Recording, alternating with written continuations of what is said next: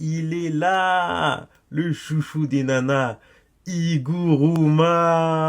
1738. I'm like, hey, what's up?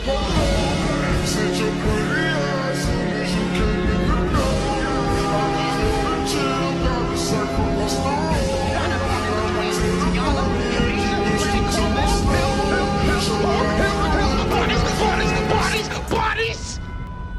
Alors on se retrouve pour l'épisode 8 donc, de la saison 3 de Jujutsu Kaisen. Donc cet épisode, il y a beaucoup de choses à dire, il était très intéressant. Moi personnellement, depuis le début de la saison, c'est un de mes préférés, malgré qu'on n'ait pas des combats grandioses, qu'on n'ait pas des révélations de fou furieux. Quoique, je l'ai trouvé vraiment intéressant, je l'ai trouvé vraiment complet dans ce qu'il a proposé, les différents points de vue au niveau de la narration, au niveau de la montée en tension, au niveau des différents points de vue, que ce soit Megumi, que ce soit Yuji, que ce soit celui d'Iguruma. Franchement, un épisode très intéressant. On y va. Donc sans perdre de temps, on va nous présenter donc Iguruma, le nouveau personnage qu'on nous a introduit dans la track meurtrière. Alors lui les gars, c'est un fan favorite. Je l'attendais, on l'attendait, tout le monde l'attendait. L'introduction est très belle. Alors je sais pas si c'est moi qui a des problèmes de mémoire, mais j'ai l'impression qu'il y a eu pas mal de rajouts dans l'épisode. Que ce soit le petit flashback là, donc la backstory de Iguruma, de son histoire d'avocat, de ce qu'il a connu, qui il est, quel est son passé. Et également sur le petit combat de Yuji face aux harceleurs d'un autre lycéen. Ces deux passages-là, personnellement dans le manga, je ne me rappelle pas du tout. C'est peut-être moi, dites-moi en commentaire. Mais j'ai l'impression que c'est des rajouts. En tout cas, que ça en soit ou pas, c'est très intéressant parce que ça rajoute de la substance. Enfin, ça donne de la substance à un personnage qu'on ne connaît pas encore pour l'instant, pour les animés only.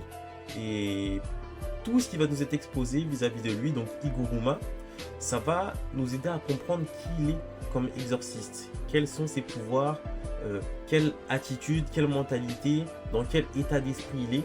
Et tout ça, ça va se répercuter sur ses pouvoirs, sur ses capacités, sur qui il est en tant qu'exorciste. C'est hyper intéressant.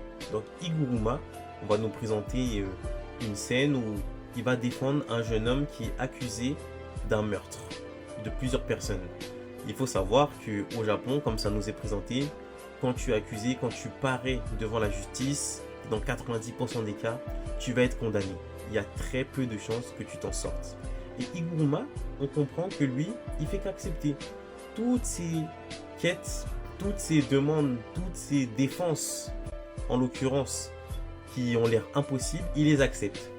Et donc sa collègue va lui dire que tu peux pas continuer comme ça. Et on comprend que c'est quelqu'un qui a un grand sens de la justice. Il va nous l'expliquer plus tard dans l'épisode. Sa collègue pense que c'est parce qu'il aime aimer les plus démunis. Il a le cœur sur la main. C'est peut-être vrai, mais Iguruma explique plus tard qu'il déteste les injustices. Avant même d'avoir le cœur sur la main, avant même de penser à aider ceux qui sont dans des positions de faiblesse, il pense d'abord à la justice. Au-delà de l'émotion, il est dans une logique. Le problème avec des personnes aussi réfléchies, aussi logiques comme Iguruma, c'est qu'elle voit extrêmement bien les failles du système. Qu'elle voit à quel point il est corrompu. Et c'est totalement ce qui est présenté dans l'épisode. Iguruma, en tant qu'avocat, il va faire face à un système qui est vraiment à revoir. Déjà, premièrement, on accuse quelqu'un, automatiquement, c'est à lui d'apporter tous les éléments pour se défendre. Alors que la personne qui accuse, dans la majorité des cas, elle sait déjà qu'elle a gagné.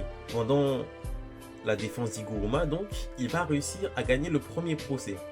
Cependant, le système étant comme il va perdre le deuxième, sans éléments supérieurs, sans éléments ajoutés qui ont permis de renverser la tendance, juste parce que le système est pourri, il faut le dire.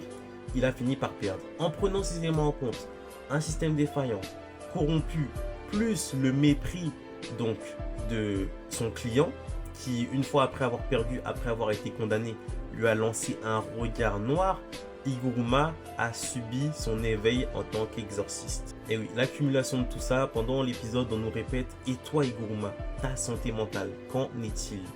Et bien là, on est arrivé au climax, Iguruma a craqué, il a éveillé son stand. Non, je rigole. il a éveillé ses pouvoirs d'exorciste, son énergie occulte, son sort inné. On retourne au présent donc avec l'arène numéro 1, là où on a Megumi et Yuji qui vont chacun faire leur bout de chemin pour tenter de retrouver Higuruma. On a un passage très sympa avec Yuji qui va venir à la rescousse d'un lycéen. Bon, c'est pas le plus important dans l'épisode, mais c'est bien, ça ajoute du développement, ça ajoute de la consistance au personnage de Yuji. On voit qu'il a toujours été comme il est, un personnage vraiment très aimable, très sympathique, qui prend d'empathie les autres, et ça depuis le collège. On arrive donc sur le point de vue de Megumi qui, comme un idiot, on l'avait tous compris, il était en train de se faire mener en bateau. C'était donc une mascarade et il va se retrouver face à un exorcisme millénaire qui a une apparence assez particulière, assez originale, assez fruitée, mais il est extrêmement intelligent et il va comprendre certaines choses vis-à-vis de la traque et du clan de Kenjaku. Mais on va y revenir plus tard. Yuji donc va rencontrer Higuruma et il va lui demander donc de rajouter la nouvelle règle avec ses 100 points. Et là, on va entrer dans la fin de l'épisode qui est vraiment une masterclass à mes yeux. Elle est maîtrisée de bout en bout avec les ambiances sonores, donc les OST qui se déclenchent, avec les ambiances visuelles. On a une montée en tension et petit à petit, on voit des éléments rouges par-ci par-là. Des corps qui saignent, ceux qui se sont écrasés. L'ambiance, la lumière dans le théâtre qui passe au rouge. Higuruma qui a dépensé aussi. On a toujours cette teinte de rouge. Et petit à petit, cette ambiance s'installe. Elle est de plus en plus creepy. Ça colle totalement avec l'ambiance parce que là, le thème de cette fin d'épisode, c'est chacun pour soi, chacun pour son intérêt. Higuruma va donc nous expliquer et on voit qu'il y a eu un certain changement psychologique vis-à-vis de ce personnage, que grâce à la traque, il peut vivre selon ses règles, ou du moins selon des règles qu'il trouve plus justes que celles qu'il a connues durant toute sa vie. Et oui, il a connu un certain traumatisme avec sa dernière affaire, il a connu une vie assez rigide en tant qu'avocat, étant soumise à la loi. Désormais, il veut se sentir libre. Et on le voit totalement parce qu'il va prendre un bain tout habillé. La raison, parce qu'il peut se permettre le libre arbitre. Est-ce que c'est pas lui qui a raison au final? Eh oui les gars, on a le libre arbitre. On fait ce qu'on veut finalement. Pourquoi on devrait s'empêcher de faire des choses totalement folles parce que ça semble bizarre? Non, t'as le libre arbitre. Vas-y, fais-le. Pourquoi je le fais? Parce que je peux. On voit un Higuruma totalement changé vis-à-vis du flashback, de son éveil. Il est une personne, bon, je dirais pas totalement différente, mais il y a quand même un côté sombre de lui qui s'est réveillé et qui a pris plus de place. On sent que lui et Yuji sont pas sur la même longueur d'onde. Yuji veut œuvrer pour le bien commun, veut œuvrer en tant que personne altruiste. Higuruma veut œuvrer en tant que personne égoïste. À cause de ça, il va obligatoirement y avoir un clash entre les deux. Et là, Higuruma va sortir de son bain, Yuji va se préparer à se battre et le choc. Extension de territoire les gars, c'est un truc de fou. Dans le manga, moi ça m'avait choqué. Pourquoi ça m'a choqué? Parce que les règles sont claires dans Jujutsu Kaisen. Une extension de territoire, c'est un sort qui va toucher à coup sûr. C'est-à-dire que si tu maîtrises pas l'extension de territoire, tu te retrouves dans l'extension de territoire d'un autre exorciste, c'est fini. C'est fini. Donc là, Yuji est dans l'extension de territoire d'Higuruma. On va terminer ici avec ces deux personnages-là, mais hâte de voir la suite du coup, comment Yuji va faire pour s'en sortir. À côté, on a donc Megumi qui est confronté à Lazy, l'exorcisme millénaire dont je vous parlais plus tôt, qui va émettre ses théories par rapport au plan de Kenjaku vis-à-vis de la traque. Il va comprendre qu'il y a certains éléments qui collent pas, qui sont pas logiques, ça marche pas quoi. Comment on peut penser que Kenjaku veut récolter toute l'énergie occulte de tous les participants de la traque alors que les règles et les dispositions ne vont pas dans ce sens-là? Comment on peut penser que Kenjaku c'est Babidi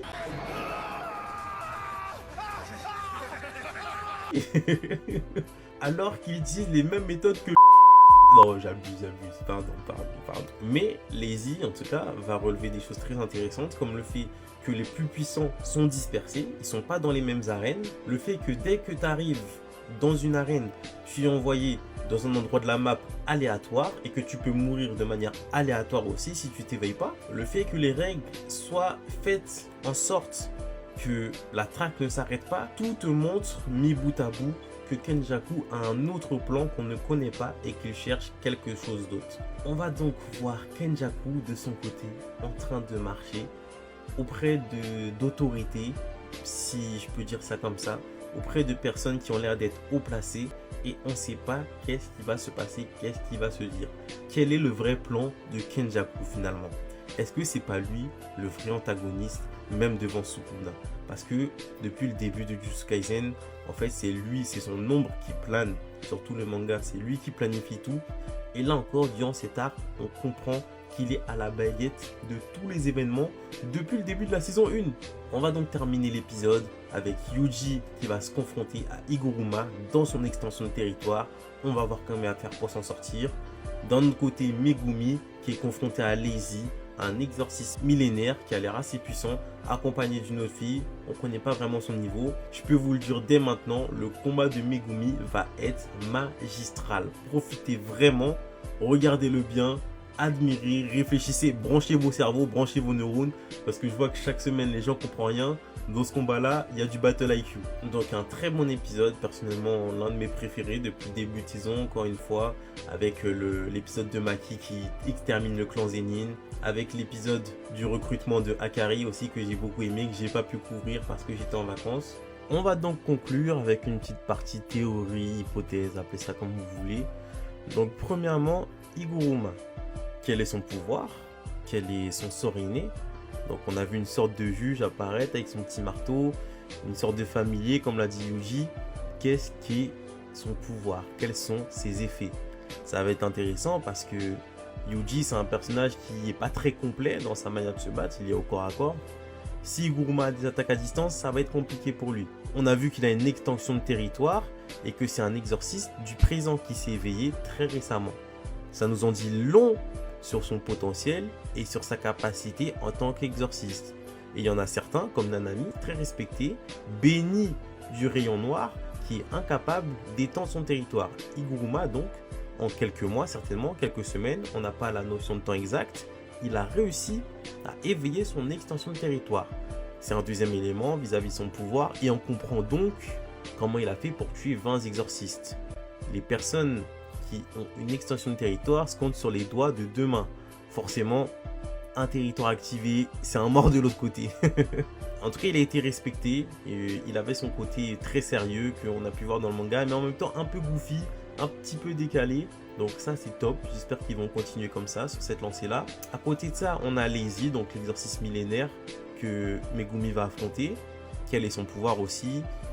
Quelle implication, quel lien il a avec Kenjaku? Parce qu'il a l'air de le connaître. Il a l'air de connaître un peu le personnage, de savoir ce qu'il en est avec lui, que faut pas toujours se fier à tout ce qui paraît au premier abord avec Kenjaku. On peut se poser la question de Sukuna, parce que Sukuna c'est pas quelqu'un qui se plie aux règles, c'est pas quelqu'un qui va se mettre sous les ordres d'une autre personne.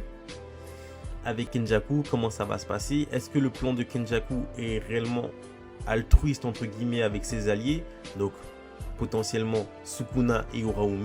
Ça aussi c'est à voir. Et qui est-il parti voir?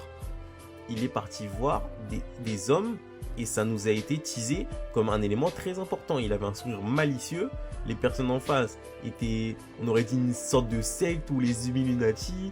Je sais pas trop, je parle des Illuminati dans Marvel, hein. Mais j'ai pas parlé des Illuminati dans notre monde. Ça, c'est pas sur ces vidéos-là. Et ouais, c'est intéressant, mais on veut en savoir plus. On veut comprendre qu'est-ce qu'il est parti faire. Comment il en est arrivé à les négocier, possiblement, avec des humains, alors qu'il est capable de les éradiquer comme il veut. Tout ça pour dire que la traque avance extrêmement bien. On a des nouveaux mystères, de nouveaux personnages, de nouveaux éléments, de nouvelles choses à réfléchir, à se poser, à faire des théories. Et c'est pas pour me déplaire. Encore une fois, la saison 3 de Jujutsu Kaisen est vraiment belle. Elle ressemble vraiment à une série, même avec les bandes noires qui mettent comme au cinéma. C'est vraiment du haut niveau. On espère que ça va continuer sur cette lancée. Et on se dit à la semaine prochaine.